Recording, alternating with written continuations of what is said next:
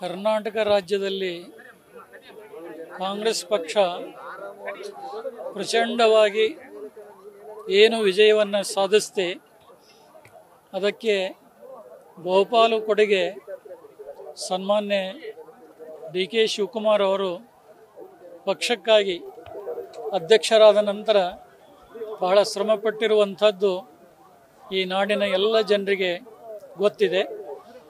ಆದರೆ ಪಕ್ಷ ಜಯಬೇರಿ ಆದ ನಂತರದಲ್ಲಿ ರಾಷ್ಟ್ರೀಯ ನಾಯಕರಾಗಲಿ ರಾಜ್ಯದ ನಾಯಕರಾಗಲಿ ಸಮಾಲೋಚನೆಯನ್ನು ಮಾಡಿ ಏನು ಒಳ ಒಪ್ಪಂದ ಏನು ಆಗಿದೆ ಆ ಒಳ ಒಪ್ಪಂದ ರಾಷ್ಟ್ರೀಯ ನಾಯಕರಿಗೆ ಮತ್ತು ಮುಖ್ಯಮಂತ್ರಿ ಸಿದ್ದರಾಮಯ್ಯನವರಿಗೆ ಡಿ ಕೆ ಶಿವಕುಮಾರ್ ಅವರಿಗೆ ಮಾತ್ರ ಗೊತ್ತು ಹೊರತು ಬೇರೆ ಯಾರಿಗೂ ಕೂಡ ಗೊತ್ತಿಲ್ಲ. ಯಾರೇ ಆಗಿರಲಿ ಏನು ಒಂದು ರಾಷ್ಟ್ರೀಯ ನಾಯಕರ ಸಮ್ಮುಖದಲ್ಲಿ ಆದಂಥ ಒಡಂಬಡಿಕೆಯಿಂದ ನಡೆದುಕೊಂಡ್ರೆ ಆ ರಾಜಕಾರಣಿಗಳೆಲ್ಲರಿಗೂ ಕೂಡ ಗೌರವ ಇದೆ. ಈಗಾಗಲೇ ರಾಜ್ಯದ ನಾಯಕತ್ವದ ವಿಚಾರದಲ್ಲಿ ಹೊರಗಿನವರಿಗಿಂತ ಕಾಂಗ್ರೆಸ್ ಪಕ್ಷದವರೇ ಈ ಮಾತನ್ನು ಅಲ್ಲಲ್ಲಿ ಮಾಧ್ಯಮಗಳಲ್ಲಿ ಕೂಡ ಬರ್ತಾ ಇದೆ. ಅದಕ್ಕೆ ಧ್ವನಿಯಾಗಲಾರದೆ ರಾಷ್ಟ್ರೀಯ ನಾಯಕರು ಅವರೇ ಸ್ಪಷ್ಟಪಡಿಸಿ ಈ ಸಮಸ್ಯೆಯನ್ನು ತಿಳಿಗೊಳಿಸಿದರೆ ಜನರಲ್ಲಿ ಒಂದು ಸಮಾಧಾನ ನೆಮ್ಮದಿ ಕಾಣಬಹುದು ಅನ್ನುವಂಥ ಅಪೇಕ್ಷೆ ನಮ್ಮದಿದೆ. ಮೇಲಾಗಿ ಕರ್ನಾಟಕ ರಾಜ್ಯದಲ್ಲಿ ಸರ್ಕಾರ ಗ್ಯಾರಂಟಿ ಯೋಜನೆಗಳನ್ನು ಜಾರಿ ಮಾಡ್ತಿ. ಆದರೆ ಗ್ಯಾರಂಟಿ ಯೋಜನೆಗಳು ಭಾಳಷ್ಟು ಜನರಿಗೆ ಸಮರ್ಪಕವಾಗಿ ತಲುಪ್ತಾ ಇಲ್ಲ ಅನ್ನುವಂಥ ಒಂದು ಅಪವಾದ ಇದೆ. ಆದರೆ ಅದು ಪಕ್ಷದ ವಿಚಾರ. ಆದರೆ ರಾಜ್ಯದಲ್ಲಿ ಅಭಿವೃದ್ಧಿ ಕಾರ್ಯಗಳು ಅನ್ನುವಂಥದ್ದು ಸಂಪೂರ್ಣವಾಗಿ ನಿಂತು ಹೋಗಿದೆ ಅನ್ನುವಂಥ ಹೊರಗು ಕಾಂಗ್ರೆಸ್ ಪಕ್ಷದ ಕೆಲವು ಶಾಸಕರು ಕೂಡ ಮಾತಾಡ್ತಾ ಇದ್ದಾರೆ. ಅದಕ್ಕೆ ವಿರೋಧ ಪಕ್ಷದವರು ಮಾತನಾಡಿದರೆ ಆ ಮಾತು ಬೇರೆ.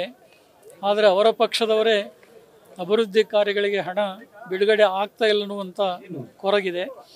ಪಂಚ ಗ್ಯಾರಂಟಿ ನಿಲ್ಲಿಸಿ ಅಂತ ನಾವು ಹೇಳೋದಿಲ್ಲ.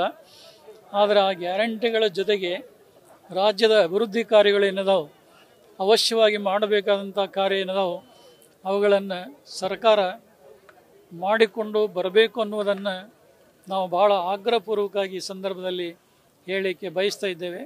ಯಾಕಂದರೆ ಇಡೀ ಕರ್ನಾಟಕದ ರಾಜ್ಯ ತುಂಬೆಲ್ಲ ರಂಭಾಪುರಿ ಧರ್ಮಪೀಠ ಸಂಚಾರ ಮಾಡ್ತಾ ಇದೆ.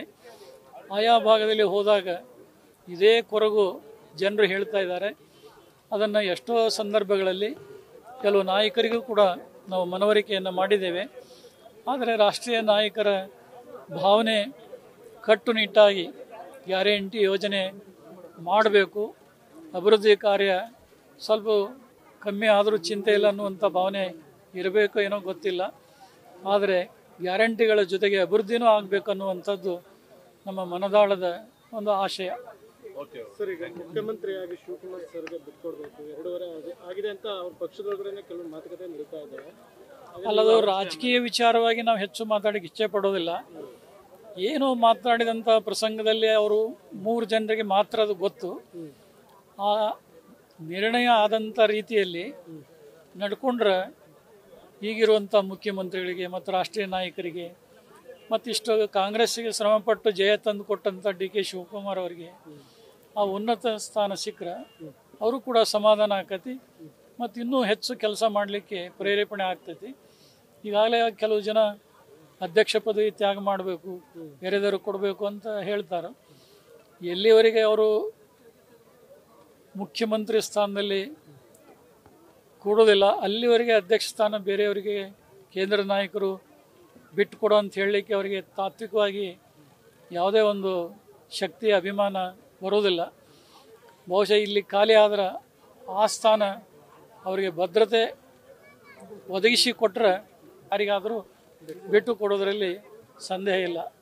ಅದನ್ನು ರಾಷ್ಟ್ರೀಯ ನಾಯಕರೇ ನಿರ್ಣಯಾತ್ಮಕವಾಗಿ ಹೇಳಬೇಕೇ ಹೊರತು ಬೇರೆಯವರು ಹೇಳಿದರೆ ಪ್ರಯೋಜನ ಇಲ್ಲ.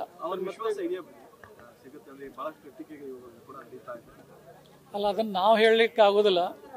ಆದರೆ ರಾಜಕೀಯದಲ್ಲಿ ಒಂದು ರೀತಿ ನೀತಿ ನಿಯತ್ತು ಇದ್ರೆ ಅದು ಒಳ್ಳೇದಾಕತಿ. ಹಿಂದೂ BJP ಮತ್ತು JDS ಸಂದರ್ಭದಲ್ಲಿ ಆದಂಥ ಆಘಾತ ಗೊತ್ತಿದೆ ಎಲ್ಲರಿಗೆ. ಅಂಥದ್ದೇ ಘಟನೆ ಈ ಪಕ್ಷದಿಂದನೂ ಹಂಗೆ ಆಗಬಾರ್ದು ಅನ್ನೋದು ಅಷ್ಟೇ ನಮ್ಮದು. ಸ್ವಾಮೀಜಿ, ಇನ್ನೊಂದು, ಈಗ ಜಾತಿ ಗಣತಿ ಈಗ ಸೆಂಟ್ರಲ್ ಗೌರ್ಮೆಂಟ್ ಅನೌನ್ಸ್ ಮಾಡಿದೆ, ರಾಜ್ಯದಲ್ಲೂ ಕೂಡ ಹೊಸದಾಗಿ ಮಾಡ್ತೀವಿ ಅಂತ ಹೇಳ್ತಿದ್ದಾರೆ. ಇದ್ರ ಬಗ್ಗೆ ಕರ್ನಾಟಕ ಸರ್ಕಾರ ಸಾಮಾಜಿಕ ಸಮೀಕರಣದ ಹಿನ್ನೆಲೆಯಲ್ಲಿ ಜಾತಿನೂ ಗಣತಿ ಮಾಡಬೇಕು ಅನ್ನುವಂಥ ಉದ್ದೇಶದಿಂದಲೇ ಕಾರ್ಯ ಕೈಗೊಳ್ಳುತ್ತೆ. ಆದರೆ ಅದು ಜಾರಿಗೆ ಬರೋದಕ್ಕಿಂತ ಪೂರ್ವದಲ್ಲೇ ಕೇಂದ್ರ ಸರ್ಕಾರ ಜನಗಣತಿಯ ಜೊತೆಗೆ ಜಾತಿ ಗಣತಿಯನ್ನು ನಾವು ಮಾಡ್ತೇವೆ ಅಂತೇಳಿ ಈಗಾಗಲೇ ಸ್ಪಷ್ಟಪಡಿಸಿದ್ದಾರೆ. ಈಗ ಕೇಂದ್ರವೇ ಜನಗಣತಿ ಮತ್ತು ಜಾತಿ ಗಣತಿ ಮಾಡೋದರಿಂದ ರಾಜ್ಯ ಮಾಡಿದರೂ ಕೂಡ ಅದು ಹೆಚ್ಚು ಪ್ರಯೋಜನ ಆಗೋದಿಲ್ಲ. ಅದಕ್ಕೆ ಈಗ ಕೇಂದ್ರ ಏನು ಹೇಳಿದೆ ಆ ಹೇಳಿದಂತೆ ಜನಗಣತಿಯ ಜೊತೆಗೆ ಜಾತಿ ಗಣತಿ ನಡೀಲಿ ಮತ್ತು ಜಾತಿಗಳನ್ನು ವಿಂಗಡಿಸಿ ಆಯಾ ಜಾತಿಗಳಲ್ಲಿ ಸಂಘರ್ಷ ಉಂಟು ಮಾಡುವಂಥದ್ದು ರಾಜಕಾರಣಿಗಳ ಗುಣಧರ್ಮ ಆಗಬಾರ್ದು. ಉದಾಹರಣೆಯಾಗಿ ಹೇಳಬೇಕಾದ್ರೆ ಇಸ್ಲಾಂ ಧರ್ಮದಲ್ಲಿ ಬೇಕಾದಷ್ಟು ಒಳಪಂಗಡಗಳಿದಾವೆ. ಆ ಎಲ್ಲ ಒಳಪಂಗಡಗಳು ಕೂಡ ಇಸ್ಲಾಂ ಧರ್ಮದ ಮೂಲ ವಾಹಿನಿಯಲ್ಲೇ ಅವುಗಳನ್ನು ಗುರುತಿಸಿದ್ದಾರೆ. ಅದೇ ರೀತಿಯಾಗಿ ವೀರಶೈವ ಲಿಂಗಾಯತ ಸಮಾಜದಲ್ಲಿ ನೂರಾರು ಒಳಪಂಗಡಗಳಿದಾವೆ.